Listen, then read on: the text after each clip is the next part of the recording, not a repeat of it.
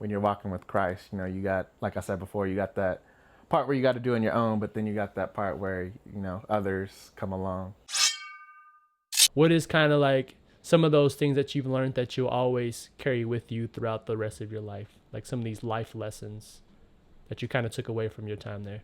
You kind of hit some of them with what you said earlier. I'd say, I mentioned community with others. So, others. So just making sure you're with the body of Christ, making sure that, you're doing your part to help the kingdom grow. Or if you see a brother or sister struggling or need help, that, you're there to help them out. You're there to encourage them, that you're there to build them up, that you're there to restore them if that needs to happen. So I would say definitely when you're walking with Christ, you got, like I said before, you got that part where you got to do on your own, but then you got that part where, others come along. Yeah, community. Community is important for sure. Something else, if you look at Ecclesiastes chapter 3, it talks about like different seasons of life. So it talks, basically, the seasons, where things are going to be going good, and then seasons when, things are going to be, on the downturn, things going bad.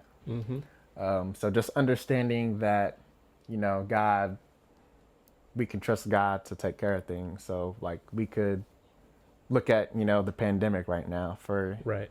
like this is like a time of where people are getting sick, people are dying, people are losing jobs, people may not have a reliable source of income, might not have reliable means to get food, clothing. Right. But in the midst of that, God's still the same. Amen. We can look at all the stories in the Bible where God's going to take care of his people. So just remembering that through it all, God's going to be the same. He's going to be faithful. He's going to provide. Amen. He's going to guide us. He's going to give us wisdom. He's going to give us strength. He's going to do all those things. So we just need to remember that no matter what season of life we may find ourselves in.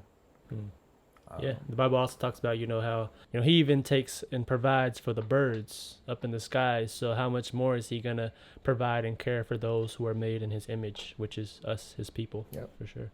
And then if you reference 1 Peter 3:5, it talks about, being ready to share the reason for the hope that you have.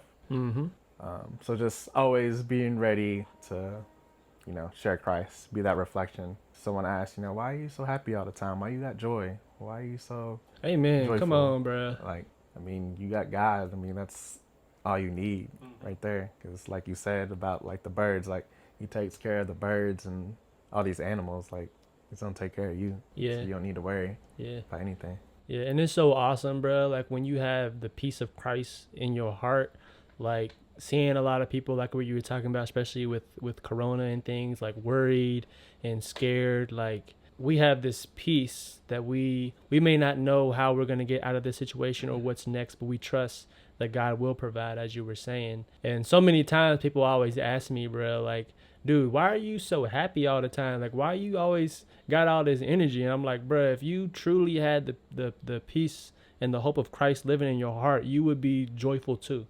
You may express it differently than I do, but just having that joy truly comes from Christ, and the peace that we need to get through this world truly comes from having Christ in your heart, for sure.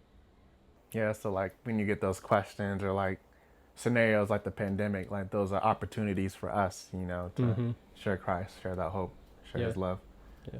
So just, be ready to take advantage of those opportunities when they do present themselves.